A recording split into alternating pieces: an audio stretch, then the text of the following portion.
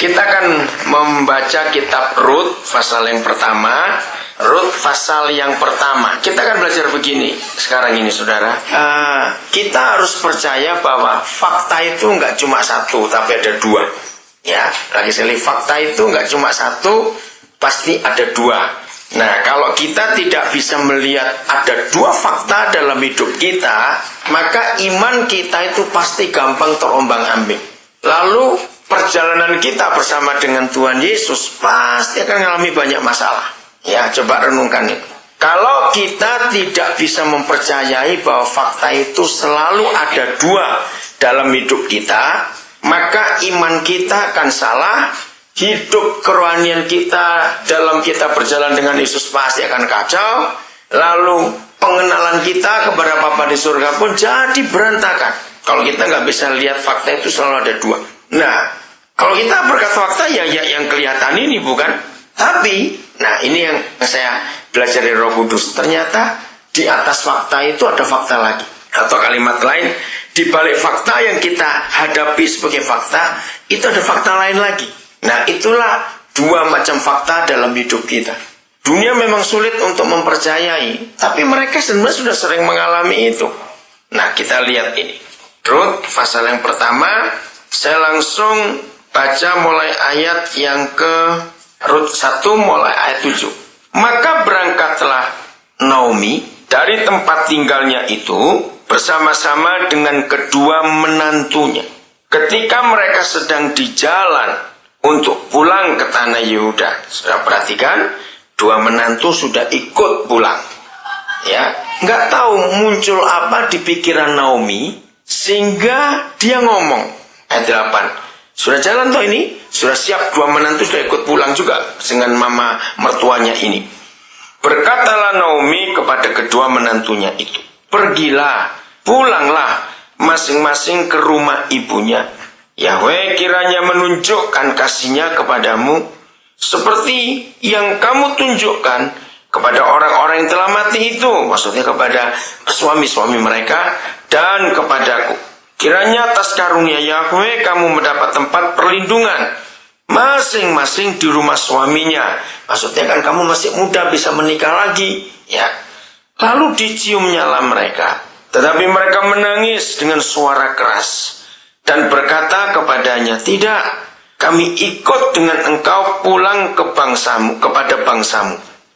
Tetapi Naomi berkata, pulanglah anak-anakku, mengapakah kamu turut dengan aku?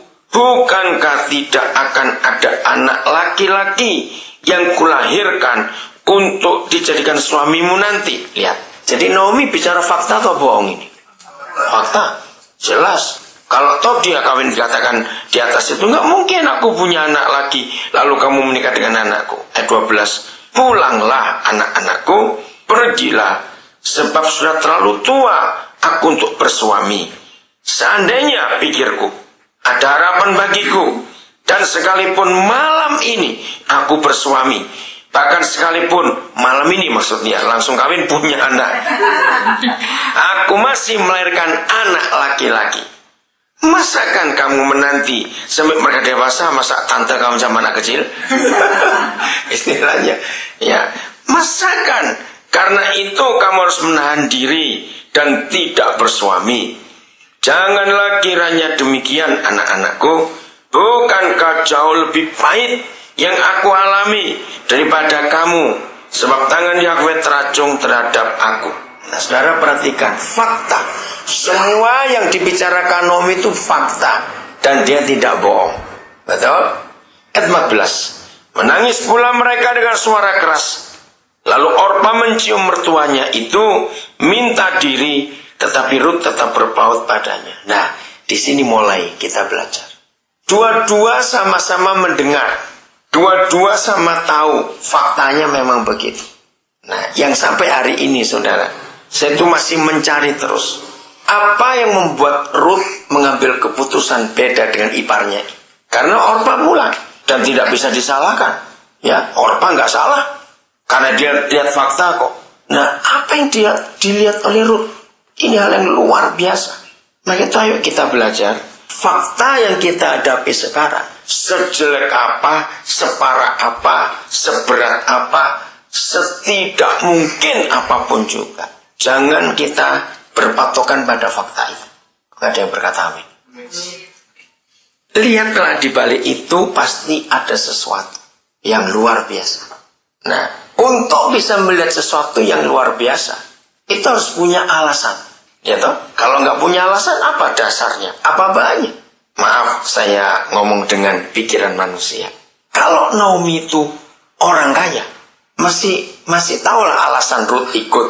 Kasarnya nggak lama mati juga dia. Maaf. Ya toh, ayo boleh nggak Ruth mikir gitu? Boleh. Manusia kok. Ya tapi kan ini nggak punya apa-apa. Rumah nggak punya, tanah nggak punya. Bahkan kalau kita sudah pernah baca kisah selanjutnya, luar biasa. Malah si menantu ini diajari jadi pengemis sama mertuanya. Suruh cari apa itu sisa-sisa gandum itu. Bayangkan. Nah ini loh saudara, apa sebetulnya yang dilihat oleh Ruth? Memang nggak ada penjelasan. Nah, yang lebih gila lagi kalau saya pakai bahasa Jakarta, Ruth ini kan orang kafir, ya enggak, orang Moab. Yang kalau kita lihat sejarah kitab Kejadian, ini bangsa yang dikutuk. Nah, kenapa? Dia itu lihat apa? Ya sekarang semua kita sudah tahu. Akhirnya dia jadi perempuan terhormat, yang menikah dengan Boas, jadi maconya Daud. Kalau dipikir, jadi nenek buyutnya Daud. Ya kita sudah tahu kisah itu. Nah tapi sebelum dia sampai ke situ kan dia nggak tahu apa-apa. Dia juga nggak pernah dikenalkan oleh mertuanya siapa-siapa saudara-saudara dari suami yang sudah meninggal itu nggak pernah diceritakan. Nah, bisakah kita melihat itu sekarang? Yang sering terjadi dalam kehidupan kita, kalau fakta itu ada sekarang ini, ya, kalau belum menikah nggak masalah, berantem dengan dirinya sendiri. Ngerti kata itu? Kalau sudah menikah, lihat fakta begitu, yang diajak berantem siapa? Ayo pura-pura nggak tahu aja. Nah itu dia, pasti pasangan kita ajak berantem. Kenapa tertawa? Iya toh. Dan lihat, intinya cuma satu. Kalau sudah berantem, pasti saling nyalakan. Nah, betul toh? Aku sudah ngomong apa dulu, ayo. Betul nggak? Saudara, ini yang merusak iman itu di sini. Kalau kita tidak bisa melihat dua macam fakta dalam hidup kita, saudara, dengarkan kalimat ini. Kita itu jadi merusak semua yang Tuhan sudah buat atas hidup kita. Kira-kira ya atau tidak? Itu rusak semua. Apa yang kita pernah dapat dari Bapa di surga, entah itu pernyataan, entah itu firman Tuhan, hal-hal yang indah-indah yang pernah kita alami bulan-bulan sebelumnya, itu bisa berantakan semua. Kita hancurkan itu karena kita saling nyalakan. Udah, kalau itu nggak segera kita atasi, itu jadi panjang. Nanti bisa nyangkut ke anak-anak, bisa nyangkut ke mertua, bisa nyangkut ke ipar. Udah nggak tahu kemana lagi itu. Ya enggak? Itu loh jahatnya kita manusia itu. Maka itu belajar. Ada berapa fakta? Paling tidak ada 2 fakta dalam hidup ini. Nah kalau kita bisa melihat itu, wah hidup ini sungguh luar biasa. Nah sebetulnya sih kita nggak perlu yang besar-besar, nggak perlu yang spektakuler, itu enggak. Belajar jadi anak yang percaya kepada papanya. Nah, kok nggak jawab ya atau tidak? Ya sudah begitu. Belajar jadi anak yang percaya kepada papanya dalam segala. Yang hari-hari ini suami istri sering saling nyalakan, bertobat. Saling menyalahkan tidak akan membawa dampak apa-apa, malah jelek, betul tuh. Malah jelek. Hubungannya sudah jadi rusak semua. Setan itu kurang ajar di situ. Bisa beruntun nyambung. Terus ingat-ingat yang dulu, ya dulu kan itu kemenanganmu gitu. Dulu sepupumu begitu tuh dulu. Ini mau kemana nih ceritanya? Kenapa? Dibawa-bawa lagi. Iya, dibawa lagi dong. Hubungannya kemana? Saudara, ngeri. Kalau sebegitu mengerikan. Betul, ngerinya adalah kita rusak semua rencana Tuhan dalam diri kita. Bayangkan betapa jahatnya si iblis ini. Nah, belajar dari Ruth. Sungguh saya belum menemukan apa yang dia lihat. Kok sampai tetap mau ikut. ayat 15 ya. Berkatalah Naomi, telah pulang iparmu kepada bangsanya dan kepada para alanya. Pulanglah mengikuti iparmu itu. Naomi salah nggak ngomong begini? Enggak. Karena bukan dia benci, karena dia sayang anak mantu ini. Ngapain kamu ikut aku? Anak nggak punya, rumah nggak punya, papa nggak punya. Jadi dia nggak jahat. Dia berkata betul. Tapi Rut, ini ya ayat 16 ini saudara. Ini yang saya mau cari sampai hari ini belum ketemu. Janganlah desak aku meninggalkan engkau dan pulang dengan tidak mengikuti engkau. Sebab kemana engkau pergi, ke situ juga laku pergi. Dan di mana engkau bermalam, di situ juga laku bermalam. Bangsamulah bangsaku dan Tuhanmulah Tuhanku. Di mana engkau mati, aku pun mati di sana. Dan di sanalah aku akan dikuburkan. Beginilah kiranya Yahweh menghukum aku. Bahkan sampai kayak begini loh. Bahkan lebih lagi daripada itu. Jikalau sesuatu apapun memisahkan aku dari engkau selain daripada maut. Ingat, ini orang Moab loh saudara. Yang tidak pernah tahu hukum covenant. Kalau kita lihat, ini sebagai covenant, ikatan seumur hidup. Yang Yahweh pernah buat kepada Abraham. Dan yang Yesus buat kepada kita. Sampai mati. Nah ini yang saya heran, dari mana dia tahu? Ya secara logika bisa kita tahu. Pasti dia lihat hidup mertuanya ini. Ya tahu? Pasti. Cuma saya nggak disebutkan.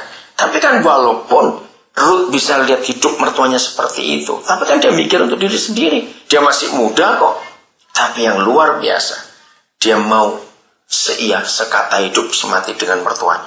Padahal nggak punya apa-apa dan nggak bisa ngelihat apa. Ketika Naomi melihat bahwa Ruth berkeras untuk ikut bersama-sama dengan dia, berhentilah ia berkata-kata kepadanya, sudah, nggak bisa apa-apa. Dan berjalanlah keduanya sampai mereka tiba di Bethlehem. Dan seterusnya saya nggak usah baca. Nah, mari hari ini, siapa di antara kita yang hobinya saling nyalakan? Hobi kok saling nyalakan? Ada nggak? Banyak. Banyak. Ya, kita ini mau ngomong apa ya, jahat, kurang ajar, ngawur, jelek kita ini. Waktu enak, kenapa kok nggak saling ingatkan? Betul? Kenapa waktu nggak enak terus kita saling nyalakan? Mulai bongkar-bongkar lagi yang dulu-dulu. Nah, itu kejahatan kita, itu jeleknya kita. Harusnya waktu kita lagi enak, kenapa kita nggak ingatkan? Nggak apa? Kebaikan. Iya, ingat kebaikan tuh, yaitu gara-gara kamu juga loh seperti begini. Kenapa kita nggak bisa berbuat seperti itu? Sebelum kita lanjut, saya ingin saudara memperhatikan kalimat ini. Semua keributan, semua kekacauan dalam diri kita, ya, apalagi kita saling nyalakan satu dengan yang lain, selalu ukurannya karena kita takut miskin. Jawab ya atau tidak sebenarnya? Ya, betul tidak saya kalau kita jujur. Semua itu gara-gara satu hal ini. Kita takut miskin. Betul? Orang kaya itu lebih takut miskin pada orang miskin. Orang kaya itu kalau angka kaya turun 1 digit aja, wah sudah panik, itu luar biasa. Hati-hati itu saudara. Jadi untuk melawan itu kita harus kuat berpegang kepada visi yang Tuhan berikan kepada kita. Kekacauan iman yang seringkali terjadi dalam diri kita karena kita tidak lebih mengutamakan kepentingan Tuhan. Karena kita sibuk ngurus kepentingan kita sendiri. Nah, terus lebih jahatnya kita sebagai orang tua. Anak-anak pasti jadi alasan. Bukan, anak-anak nggak apa-apa kok. Yang panik kan kita. Betul? Ayo, berapa banyak kita suami istri sering bertengkar? Alasannya itu untuk anak-anak. Omong kosong. Anak-anak nggak bingung kok. Loh, betul nggak? Mereka bingung atau tidak? Enggak. Yang bingung kan kita sendiri. Alasannya anak-anak. Padahal bukan itu. Nah, maka itu saudara melihat visi. Semua saudara-saudara kita di perjanjian lama, khususnya perjanjian lama, bisa melewati semua penderitaan, kesulitan, tantangan yang begitu berat. Semua punya ciri yang sama. Stuck pada visi itu. Berhenti dan pegang visi itu kuat-kuat. Contohnya Yusuf. Ayo, setan itu sampai jengkel betul dengan Yusuf. Istilahnya sudah dibanting-banting kayak begitu. Tetap juga. Karena visinya dia pegang. Musa juga begitu. Begitu banyak kesulitan tantangan dihadapi. Kenapa dia bisa konsisten? Karena visinya. Begitu pula Daud. Nah, apa yang Tuhan pernah bicara kepada masing-masing kita dan kepada keluarga kita, jadikan itu visi yang kuat. Sehingga hal-hal kecil yang terjadi di sekitar kita hari-hari itu tidak membuat kita berhenti untuk mencapai visi itu. Nah, seringkali kita berhenti untuk melanjutkan apa yang Tuhan mau kerjakan lewat kehidupan kita. Karena hal-hal kecil-kecil yang terjadi sehari-hari. Dan biasanya hal paling besar adalah masalah duit, nggak ada masalah apa lagi. Betul? Masa harusnya kan kita ini makin tua, jangan tersinggung saya ngomong. Harusnya kita ini makin tua. Nggak ada orang makin muda menakutkan. Harusnya kita itu makin tua, harus makin pintar. Ya, wise. Karena berjalannya waktu, kita sudah banyak ngalami ya pengalaman-pengalaman itu. Jadi kalau ada masalah lagi, kita harus bilang, sudah biasa kok ngadepi. Ingat tahun yang berapa, tahun yang berapa. Ya tapi kan nyatanya kenapa makin tua makin bodoh kita ini. Berkali-kali kita sudah melihat betapa Papa sudah buat hal-hal yang luar biasa. Betul? Coba ingat lagi. Yang dulu-dulu yang dia pernah buat. Nah, maka itu saudara, ambillah keputusan hari ini. Jangan sibuk hanya menyelesaikan masalah-masalah kecil yang sehari-hari terjadi. Tetaplah pada visi itu. Sangat salah kalau kita hidup visinya cuma cari duit buat anak-anak. Salah. Apa yang Tuhan pernah katakan kepada kita, kerjakan itu. Kerjakan. Supaya kita itu nggak kalah oleh jerat iblis. Ya, sebetulnya iblis itu paling gampang menjatuhkan kita. Karena mereka tahu kita itu langganan masalah. Dan iblis tahu, begitu ada masalah itu, kita pasti berhenti. Nah, kalau kita berhenti menyelesaikan visi yang Papa sediakan buat kita, iblisnya senang luar biasa. Kita rugi, surga rugi. Karena kita nggak berjalan terus. Saudara, maka itu ada berapa fakta? Saya ulangi lagi. 2. Nah, kita lihat. Sampai Naomi nyerah. Karena mantunya tetap ngotot. Ya udah, kalau itu pilihan. Kira-kira kalau saudara jadi Naomi, kira-kira gimana? Ayo, jujur, kalau saya jadi Naomi, ini nambah beban, saudara. Mantu ikut ini. Loh, betul enggak? Dia tuh pernah mikir itu enggak? Ini nambah beban. Kalau aku susah sendirian, aku masih enak. Lah ada dia, apalagi ini orang asing. Kenapa? Ya rasa iya betul. Apalagi ini orang asing loh, bukan orang Yahudi. Jadi buat Naomi juga berat. Tapi luar biasa. Apa sih yang dilihat oleh Ruth itu apa? Dia bisa ngikuti mertua yang kayak begitu. Nah, biarlah masing-masing kita yang mendengar firman ini coba temukan sesuatu. Ayo, saya ingin bandingkan posisi Ruth dengan posisi kita. Ya, dengarkan ya. Posisi Ruth dan posisi kita. Sesusah-susahnya kita sekarang, kita sudah punya firman. Betul? Kita sudah punya janji-janji Papa kita yang luar biasa. Betul tidak? Kita sudah sering dengar kesaksian dari teman-teman kita yang hebat. Ruth dengar apa? Betul tidak? Dia secara pengharapan pun gak ada. Karena dia gak punya firman seperti kita. Jadi, kalau kita bandingkan antara posisi Ruth dan posisi kita, harusnya kita masih beruntung tidak, saudara? Jelas. Karena pengharapan masih ada. Dan kita percaya Tuhan kita gak pernah bohong. Betul? Janji-janjinya gak pernah batal. Jadi Ruth posisinya jauh lebih sulit. Karena dia belum tahu apa-apa. Maka itu lihat akhirnya. Papa di surga menghormati Ruth luar biasa. Perempuan kafir. Yang tidak masuk dalam perhitungan rencana itu. Tapi karena dia punya iman dan punya hati yang setia seperti itu. Papa memperhitungkan semua. Nah, seharusnya saudara yang punya visi, yang jauh lebih kenal Papa di surga daripada Ruth kenal Yahweh itu. Harusnya kita lebih hebat dari Ruth. Amin. Kita harus punya penglihatan yang jauh melihat ke depan sana. Oke, mungkin saya katakan kalimat ini supaya saudara lebih gampang. Oke, gini. Saya pakai kata proyek. Dalam hidup kita ini selalu ada 2 macam proyek. Oke, satu proyek kita sendiri, yaitu keluarga untuk anak-anak. Satu proyek untuk Papa di surga. Betul tidak? Proyek ini harus dikerjakan bersama-sama. Nggak boleh salah satu. Ya, nggak boleh salah satu. Harus sama-sama. Maka itu ketika proyek kita sendiri, artinya maksudnya proyek kita ya, dalam keluarga kita itu mengalami kekacauan, jangan libatkan proyek Papa ikut kacau. Setuju? Harus. Itu harus tetap kita kerjakan. Nggak bisa tidak. Supaya dua-duanya nggak hancur. Harusnya saudara mikir lebih jauh. Berani nggak saudara berkata kepada iblis ya? Kepada keadaan. Kepada fakta yang kita lihat. Harusnya berani ngomong. Setan, sekalipun proyek kami hancur, kami nggak takut. Asal proyek Papa kami itu berjalan. Berani ngomong seperti itu. Berani tidak? Harus berani. Oke? Jadi saudara, dalam hidup ini kita harus melihat. Kenapa sih? Oh, dingin. Masa orang Sydney kedinginan juga? Oke, dan saudara, berani gak kita ngomong gitu? Kenapa? Karena kalau proyek Papa kita tetap kita kerjakan, percayalah, dampaknya untuk proyek kita sendiri pasti akan tetap untung. Amin, pasti tetap. Nah, ini konsep yang ada.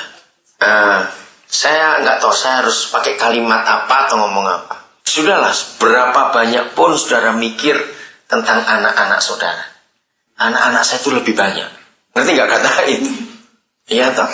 Kemarin itu saya mau berangkat. Kemarin ini kan hari ini terakhir Bang di Indonesia. Karena Senin sudah Lebaran. Wah, itu betul-betul Bang baru buka lagi tanggal 5 September. Bayangin. Aduh, Indonesia itu negara goblok betul. Gak bisa ngerti saya dong kok. Kalau Bang itu tutup kan jadi mandek semua ekonomi. Iya. Tapi Mama, Indonesia itu negara unik betul. Kok masih bisa hidup? Saya nggak tahu juga. Bagaimana kalau itu negara itu. Jadi bayangkan ini hari ini terakhir Bang itu. Akan buka lagi tanggal 5 September. Sudah nggak masuk akal, nggak masuk akal. Malaysia aja nggak kayak gitu loh Malaysia. Semua Indonesia itu. Oke, nah. Jadi kemarin waktu saya tuh harus berangkat sampai saya tunda 2 flight. Harusnya saya sudah berangkat pagi, saya akhirnya sore. Kenapa? Karena saya harus menyelesaikan. Saya nggak keluar lagi, saya dari Ternate. Ya, saya tiba dari Ternate itu jam 8:30 pagi. Itu terbang direct 3 jam setengah. Jadi pagi subuh saya sudah berangkat. Harusnya saya berangkat itu jam 11 untuk ke Singapura. Akhirnya saya tunda 2 flight. Karena saya masih menyelesaikan pembayaran anak-anak itu. Karena kemarin itu ada 23 anak harus saya bayar. Kalau tidak, mereka akan telat. Besok bulan September lagi nanti itu. Untung saya dapat penerbangan yang 2 flight setelah itu. Ya, bendahara saya itu bingung. Ini sekian puluh juta. Dia bilang, saya ada di airport, saya nggak bisa apa-apa. Tenang. Saya sudah tunda ini keberangkatan ini. Saudara bisa bayangkan. Jadi dia itu heran nggak saya tenang itu. Ngapain kamu panik? Saya bilang pada dia, ya sudah. Kalau memang nggak bisa bayar, kena denda. Apa susahnya? Betul tidak, saudara? Seringkali kan kita tuh nggak mau rugi itu. Emang ini otak Yahudi dan otak Chinese bertobat betul-betul. Jangan takut rugi. Terus bendahara saya bilang, iya ini 23 anak, denda itu besar, nggak apa-apa, dibayar, mau apa lagi? Kok nggak ada yang ngamen? Enak, sering kali kita ngalami banyak apa ya, ribut-ribut karena kita nggak mau rugi. Saya nggak takut rugi dalam hidup ini. Bayangkan anak-anak, saudara. Terus belum lagi yang berapa mortgage yang saya harus bayar untuk berapa urusan itu. Contoh ajaib sekali. Jadi saya jadi 3, kemarin saya diskusi dengan 3 bendahara itu. Ya, sudah kamu tenang sana. Satu-satu kita beresin yang mana. Saya tanyain anak-anak itu mana yang mendesak duluan, mana harus bayar duluan. Ya hikmat Tuhan luar biasa. Ya sampai saya berangkat, memang belum selesai semua. Sampai Singapura saya masih ada waktu lagi karena pesawat saya tadi malam jam 12:30. Saya masih urusan lagi itu. Luar biasa Tuhan. Nah, yang penting itu 2 hal. Jangan khawatir dan jangan marah. Aminkan dulu itu. Ya, bayangin sudah banyak tekanan, khawatir marah. Goblok sekali tuh orang. Ya udah, gobloknya double-double itu sudah. Akhirnya stres sendiri. Damai sejahtera hilang, dicuri oleh iblis. Nggak usah takut. Jadi itu cara kita hidup. Percayalah. Nah jadi saya antara proyek kami dan proyek Papa sudah menyatu. Ngerti nggak maksudnya? Karena anak-anak itu bukan anak-anak kandung kami. Itu semua untuk pekerjaan dia. Nah, maka itu supaya nggak punya dua proyek, biar satu saja. Ngerti maksudnya? Terusin, jadi gimana? Lah ya terusin. Jadi gimana? Kolaborasi, iya. Sudah. Anak-anak itu pun milik Papa di surga, pun milik kita kok. Benar loh. Kalau mereka itu bisa protes, mereka tuh akan marah pada kita. Ya. Ngerti nggak maksud ini? Marahnya kenapa? Mereka nggak suka. Dikit-dikit kalau kita 2 ribut gara-gara mereka. Lah betul nggak saudara? Mereka bisa tersinggung kalau mereka tahu itu. Ngapain? Gara-gara kami diributin. Mereka nggak suka. Mereka ingin kita tetap bahagia sebagai orang tua. Karena kebahagiaan kita adalah kebahagiaan mereka. Kesedihan kita, kesedihan mereka juga. Maka itu lihatlah fakta yang Tuhan sediakan buat kita. Ada 2. Fakta yang ada sekarang dan setelah itu. Yusuf bisa menang menghadapi semuanya itu karena dia melihat visi yang jelas. Padahal dia belum tahu. Saudara coba bayangkan di penjara kayak begitu, mau ngelihat apa? Dia pun ditahan, masuk penjara tanpa diadili, langsung divonis. Sangat kejam sekali itu. Seumur hidup lagi. Tapi dia tetap punya harapan. Dia bisa melihat ada fakta lain lagi. Ayo kita belajar melihat itu. 2 Korintus 5 ayat 7. 2 Korintus 5 ayat 7. Tolong yang bawa bahasa Inggris, bacakan bahasa Inggrisnya, Prof. Terjemahan. Ini hebat sekali ayat ini, saudara. 2 Korintus 5 ayat 7. Nah, walaupun Ruth nggak pernah ketemu Paulus, ya Paulus nggak pernah ketemu Ruth, tapi Ruth bisa hidup seperti yang Tuhan sampaikan kepada Paulus. Silakan baca dulu bahasa Indonesia atau bahasa Inggris. Sebab hidup kami ini adalah hidup karena percaya, bukan karena melihat. Ya. Terus bahasa Inggrisnya, ayo. Silakan baca. We live by faith, not by sight. Ya. Amin. Hidup ini bukan karena melihat, tapi karena percaya. By faith. Nah, seringkali iman hanya kita pakai untuk kebutuhan-kebutuhan dan kepentingan-kepentingan proyek kita sendiri. Betul tidak? Harusnya, kalau tadi Tony berkata ada kolaborasi, betul. Saya nggak tahu bagaimana Papa memberi saya iman seperti itu untuk ngurus begitu banyak anak-anak itu. Ya akhirnya sekarang bukan cuma karena saya terbiasa, tidak. Saya itu percaya. Papa itu luar biasa. Amin. Untuk menyatakan kemuliaannya di dunia ini. Nah, maka itu kita tanya. Apakah proyek-proyek hidup kita, pribadi dan keluarga, itu juga proyek untuk Papa di surga? Kalau kita tidak mikirkan apa-apa untuk kepentingan diri sendiri. Kalau kita nggak mikirkan apa.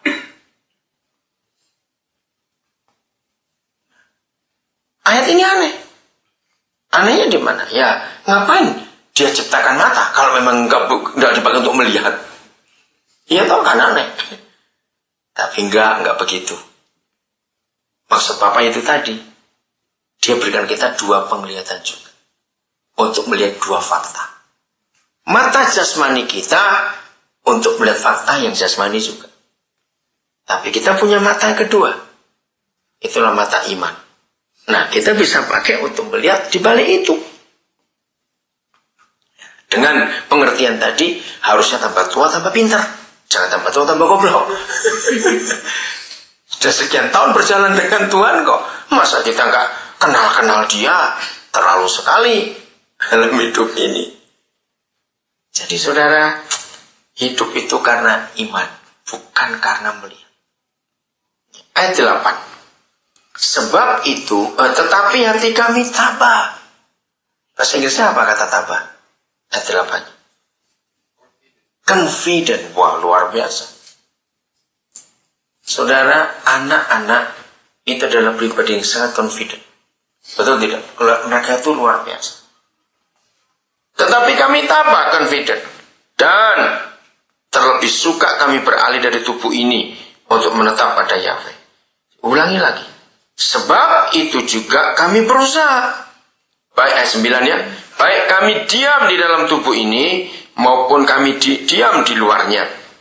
Supaya kami berkenan kepadanya. Berusaha. Berusaha untuk apa? Ayo, kira-kira usaha untuk apa ini? Usaha cari duit? Ayo, usaha apa? Ya, yang pertama berusaha untuk belajar mempercayai Bapa. Kedua, untuk berusaha betul-betul menyelesaikan proyeknya Bapa kita. Saudara, kalau kita wajar berusaha tiap hari hidup, kan untuk keluarga kita, bukan?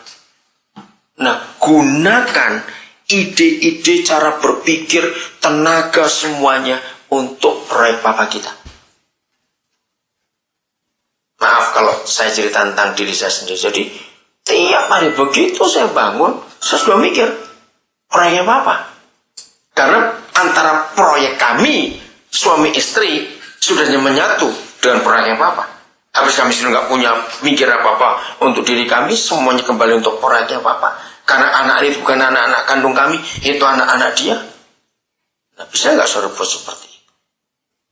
Maka itu ada beberapa orang yang awal-awal orang yang kenal saya, terus lihat begitu, kamu kok mau sih hidup susah-susah ngurusin orang lain?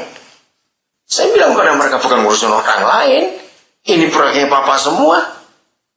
Nah, karena saya melihat ada sesuatu yang luar biasa.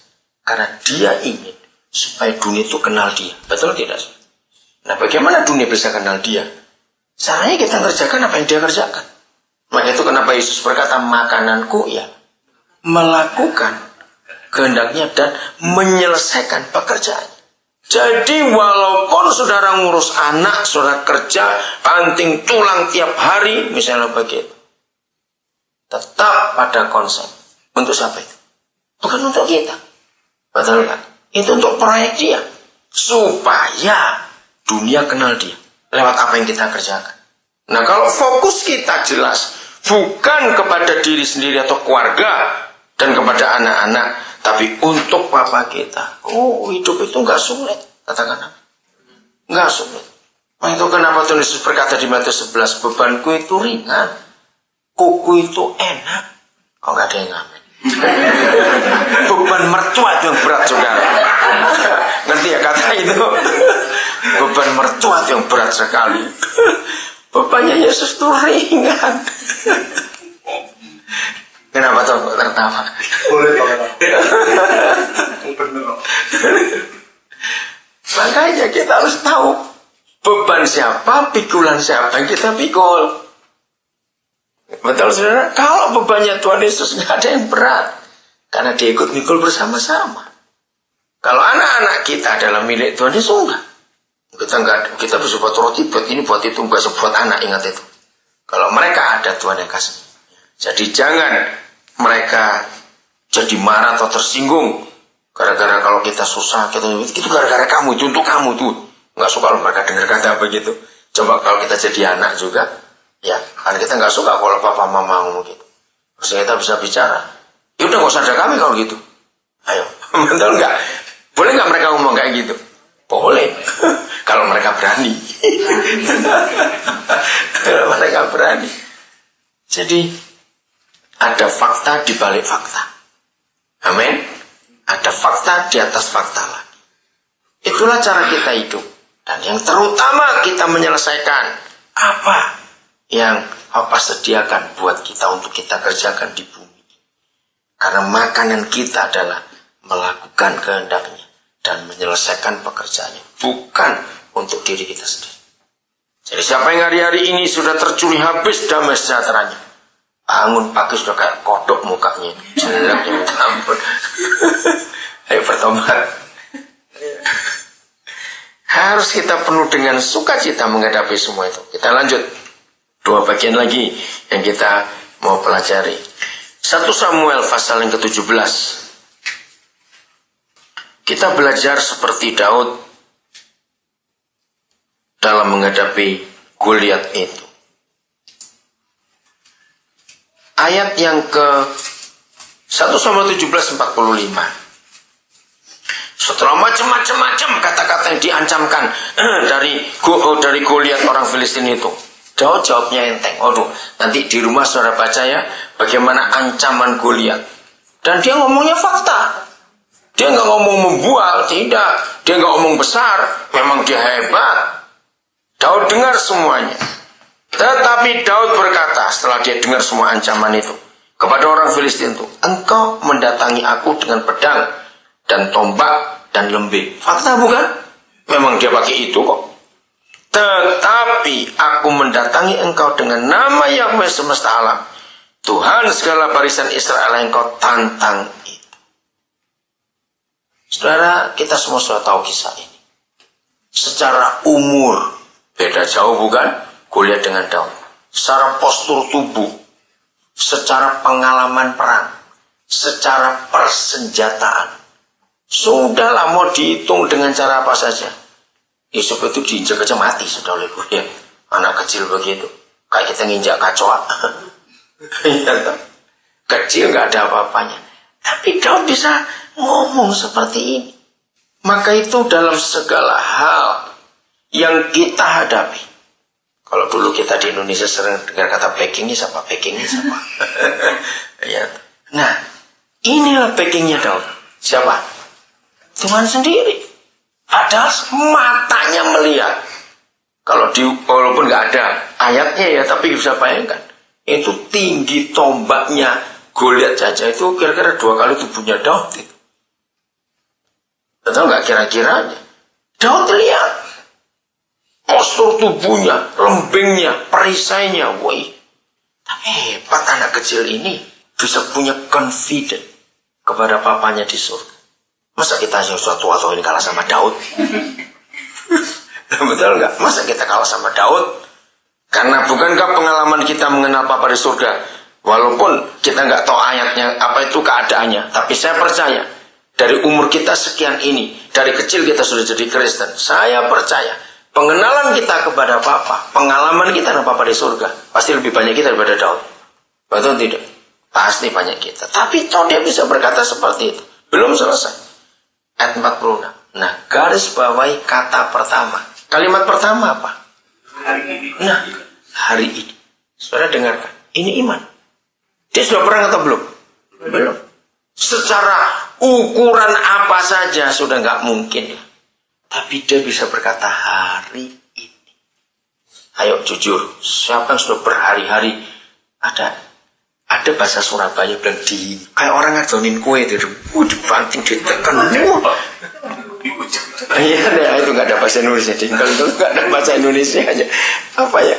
Ubuk bahasa Jawa juga itu. Ubuk Jakarta ya. Tahu ya, kalau orang buat kue itu, sudahlah. Iya mak, enggak cuma dibanting, macam-macam itu. Ya. Bapak belur, ya bapak belur. Saudara, siapa yang sudah bapak belur oleh iblis selama berapa minggu terakhir? Goblokmu sendiri dah gitu. Betul enggak? Ngapain ngizinin setan? Ingkel kita. Betul enggak? Betapa bodohnya kita. Akhirnya hubungan jadi rusak semua. Betul nggak sih? Rusak loh. Nggak cuma suami istri. Jangan tersinggung saya ngomong ini ya. Karena kita sudah langganan itu. Ya kalau suami istri lagi ribut, nanti teman-teman baiknya suami itu dimusuhin juga. Lo jawabnya atau tidak? Padahal orang itu nggak salah apa-apa loh. Urusannya apa? Saya nggak jadi suamiku lagi. Loh, ini kenapa? Jawabnya atau tidak? Nanti temennya anak-anak dimarahi juga. Bingung, ini kenapa ini? Kita sudah habis orang-orang ada kucing tentunya dibentak juga. Ngapain kamu kencing di sini? Saudara, hubungan jadi rusak semua. Betapa bodohnya kita ini. Rajin sembahyang, rajin nyanyi. Dengar firman gak habis-habis. Masih bodoh juga. Aduh. Kurang apa kita ini? Kurang bertobat ya. Saudara, ayo kita belajar betul melihat itu. Jadi kalau setan datang, semua kadang bilang hari ini ada iman kita, asal proyek Papa kita selesai. Katakan amin. Udah gak usah sibuk dengan proyek kita sendiri, sudah. Asal proyek Papa kita selesai. Hari ini juga, ini kan tegas sekali loh. Iman yang luar biasa. Yahweh akan menyerahkan engkau ke dalam tanganku. Kira-kira Goliat, kalau saudara jadi Goliat dengar gini, geli ya. Ini ngaco nih anak. Hari ini juga Yahweh akan menyerahkan engkau ke dalam tanganku. Kalau kita baca ya, ini dasar anak kecil ngomong gede aja ini. Dan aku akan mengalahkan engkau dan memenggal kepalamu. Sombong betul Daud. Dari tubuhmu hari ini juga aku akan memberikan mayatmu dan mayat tentara orang Filistin kepada burung-burung di udara, pemakan bangkai itu ya, dan kepada binatang-binatang liar, supaya, nah ini dia, garis bawahi kalimat terakhir ini. Ini motivasi Daud, ini iman Daud, supaya seluruh bumi tahu bahwa Israel mempunyai Tuhan yang hebat.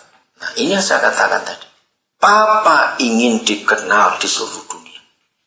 Amin. Itu kerinduannya. Karena banyak orang masih belum tahu dia. Nah, lewat kita, kalau kita menyelesaikan proyeknya, maka seluruh bumi akan tahu. Jadi proyek mana kita mau selesaikan? Ayo selesaikan proyeknya Papa. Nah, kalau ini jelas motivasinya Daud. Kalau Ruth saya nggak ketemu. Apa yang dilihat oleh Ruth? Daud maju menghadapi Goliat bukan untuk keren-kerenan, bukan untuk sok-sokan, betul tidak?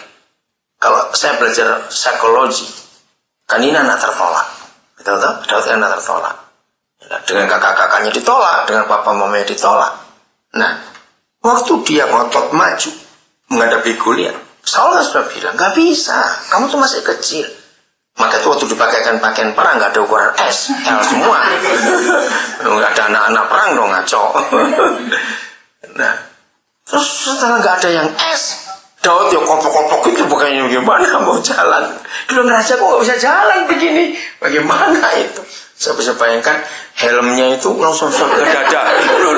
Bagaimana? Nggak kelihatan matanya. Nah, terus ini psikologinya. Saul sudah bingung. Ya, mungkin Saul berkata gini, ya udahlah, kalau kamu ngotot, hilang-hilangan anak kecil satu, di Israel masih banyak. Boleh nggak Saul berpikir gitu? Itu pada ngotot anak ini kok. Nah, terus saya belajar dari Daudnya. Kenapa anak ini ngotot? Kalau kita belajar psikologi, Daud kan seharusnya dia tuh sakit hati, kecewa. Bisa tahu dia, saya masih ingat waktu tahun 81 pertama kali saya ke San Francisco, terus lewat Golden Gate Bridge. Nah, terus mereka cerita, itu tahun 81 aja saudara. Itu setiap hari ada 2,5 orang yang bunuh diri di situ. Kalau dihitung setahun sekian banyak, itu maksudnya. Nah, terus saya tanya, ngapain mereka bunuh diri di sini? Jawabannya apa? Numpang terkenal. Wah, itu ternyata psikologisnya. Jadi walaupun dia sudah hancur-hancur hidupnya, begitu mati di mana Golden Gate, wih hebat. Nah ternyata itu psikologi. Ya, mungkin kalau di Sydney orang bunuh diri di Harbour Bridge supaya terkenal daripada matinya overdosis nggak terkenal. Nah mungkin itu pikiran Daud. Ya ini kalau psikologinya. Ya udahlah, biar mati tidak apa-apa, dikebukin Goliat asal jadi terkenal tuh berani ngelawan. Pada yang lain nggak ada yang berani ngelawan kok. Biar aku maju duluan aja. Tapi ternyata tidak. Ini alasan supaya seluruh bumi tahu bahwa ada Tuhan yang dahsyat. Jadi saudara, kalau apa saja yang kita buat tujuannya untuk Papa dikenal oleh dunia, maju, gak usah takut. Oh enggak, amin. Dan ini alasan yang saya buat saya maju melangkah, saya nggak pernah takut.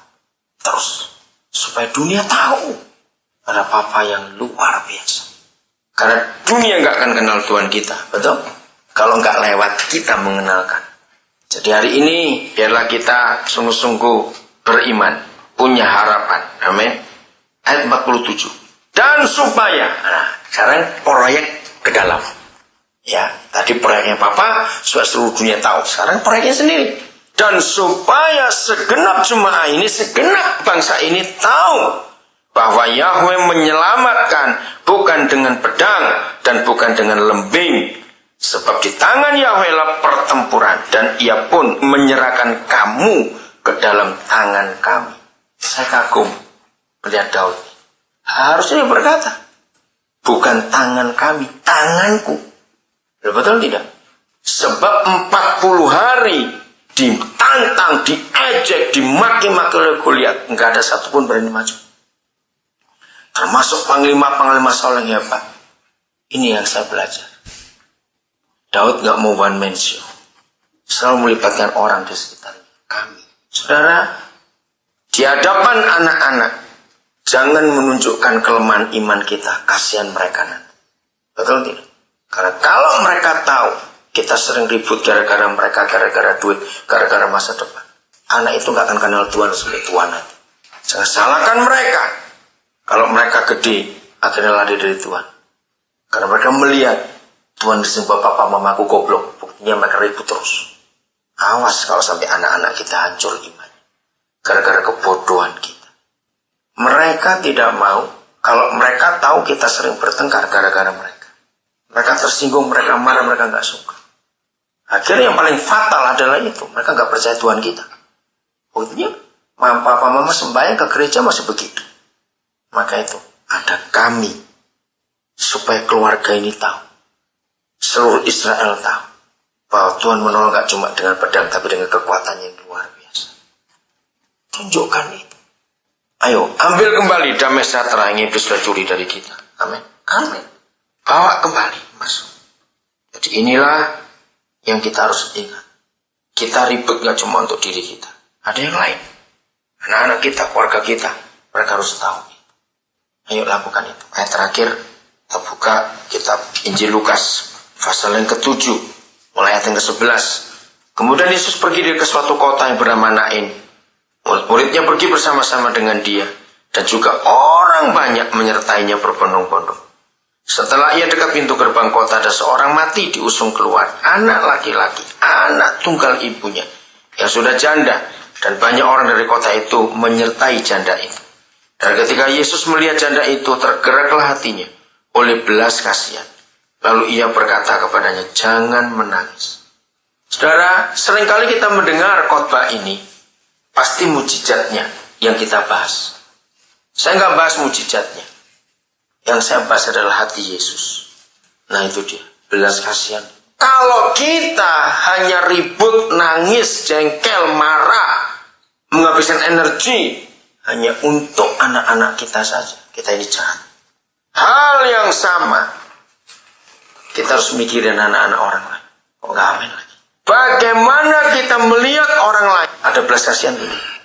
Daud maju, nggak untuk diri sendiri, supaya dunia tahu dan supaya orang Israel tahu. Jadi bukan untuk tenar-tenaran dia, tidak. Selalu ada orang lain.